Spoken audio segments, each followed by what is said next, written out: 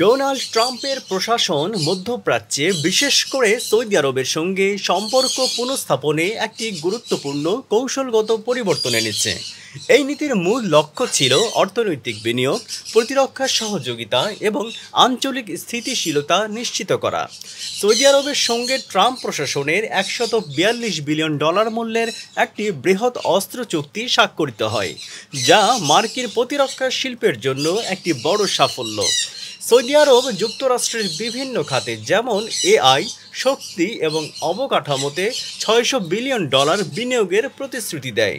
সিরিয়ার সঙ্গে সম্পর্ক উন্নয়নে ট্রাম্প প্রশাসন সিরিয়ার নতুন নেতৃত্বের সঙ্গে সম্পর্ক উন্নয়নের জন্য পদক্ষেপ নেয়, যা মধ্যপ্রাচ্যে শক্তির ভারসাম্য পরিবর্তন আনে।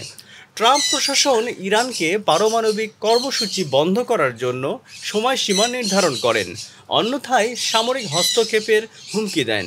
ট্রাম্পের সাম্প্রতিক মধ্যপ্রাচ্য সফরে ইসরায়েলকে উপেক্ষা করা হয়, যা ইসরায়েলের নেতাদের মধ্যে উদ্বেগ সৃষ্টি করে।